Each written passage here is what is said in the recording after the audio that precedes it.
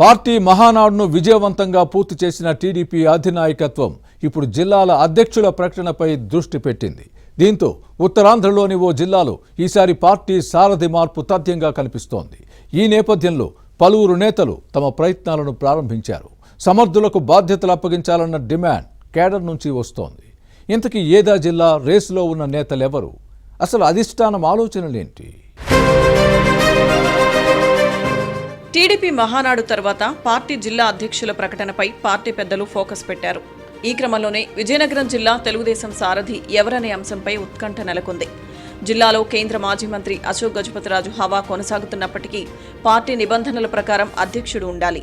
కొన్నిసార్లు ఈ విషయాన్ని పార్టీ నాయకత్వం తేలిగ్గా తీసుకోవడంతో ద్వితీయ శ్రేణి నాయకత్వం ఎదగలేదని అంటారు. ఎన్నికలన్న తర్వాత గెలుపోటములు తప్పవు. విజయనగరం జిల్లా ఇందుకు మినహాయింపు కాదు. ప్రతిపక్షంలో హేమాహేమీలు ఉన్నప్పటికీ టీడీపీ తన ఉనికి చాటుకుంటూ వస్తుంది. ఈ నేపథ్యంలో దివంగత ఎడ్ల రమణమూర్తి లాంటి ప్రజాదరణ ఉన్న నేత కరువైన తర్వాత ఏదో ఉన్నారంటే ఉన్నారు, లేరంటే లేరు అన్న విధంగా కొనసాగుతోంది. అధ్యక్షుడు పిలుపు ఇస్తే జిల్లా కదిలి వచ్చే పరిస్థితి మాత్రం కనుచూపు మేరలో కనిపించని దుస్థితి నెలకొంది. ఉనికి చాటుకోవాలనే ఉబలాటమే తప్ప ప్రతిపక్షానికి ఊపిరి సలపనివ్వని నేత ఉన్నారా అని 1000 కళ్లతో చూసినా ఒక్కరంటే ఒక్కరు కూడా కనిపించరనే విమర్శ ఉంది.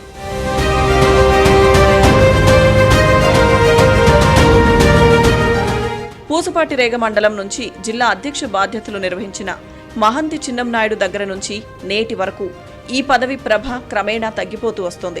గత ఎన్నికల ముందు కిమిడి నాగార్జునకు ఈ పోస్ట్ ఇచ్చారు. యువకుడు అవడంతో పార్టీని పరుగులు పెట్టిస్తారని అనుకున్నారు. కానీ ఏదోలా నెట్టుకొచ్చారు తప్ప ప్రతిపక్షంతో పోల్చుకుంటే స్థాయికి తగిన నేత కాదనే విమర్శలున్నాయి. గతేడాది ఎన్నికల్లో చీపురుపల్లి అసెంబ్లీ స్థానం ఆశించి భంగపడ్డారు.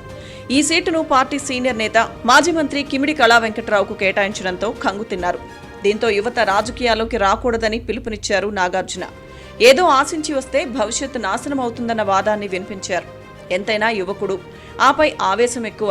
సీటు రాకపోవడంతో ఇలాంటి విమర్శలు చేశారని భావించిన టీడీపీ అధిష్టానం నాగార్జునను బుజ్జగించి కొన్ని నియోజకవర్గాల్లో ప్రచార బాధ్యతలు అప్పగించింది. పార్టీ గెలిచిన తర్వాత నామినేటెడ్ పోస్ట్ కోసం ప్రయత్నించారు. రాష్ట్ర స్థాయి కార్పొరేషన్ చైర్మన్ పోస్ట్ ఆశిస్తే జిల్లా సహకార కేంద్ర బ్యాంక్ డీసీసీబీ అధ్యక్షుడిగా అవకాశం ఇచ్చింది. దీంతో విజయనగరం జిల్లాకు కొత్త అధ్యక్షుడిని నియమిస్తారనే సంకేతాలు అందాయి.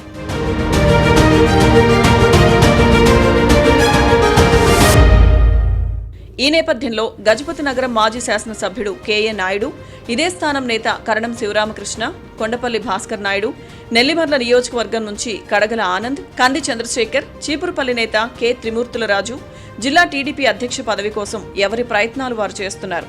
ఆశావాహులు మంత్రి కొండపల్లి శ్రీనివాస్, విజయనగరం ఎంపీ కలిశెట్టి అప్పలనాయుడు చుట్టూ కొందరు నేతలు ప్రదక్షిణలు చేస్తున్నారు. దూకుడు ప్రదర్శించే నేతగా గుర్తింపు పొందిన రాష్ట్ర మార్క్ఫెడ్ చైర్మన్ కర్రోతు బంగారాజు పేరు కూడా తెరపైకొచ్చింది.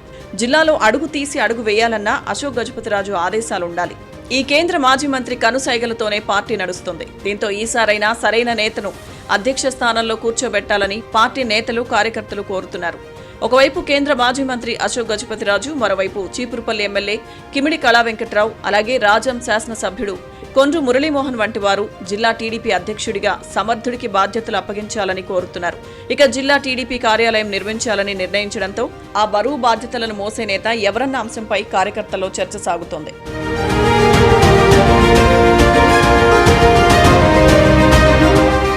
ఇక జిల్లా పరిషత్ చైర్మన్ మజ్జు శ్రీనివాసరావు అలియాస్ చిన్న శ్రీను ఉత్తరాంధ్ర వైసీపీలో కీలకంగా వ్యవహరిస్తున్నారు.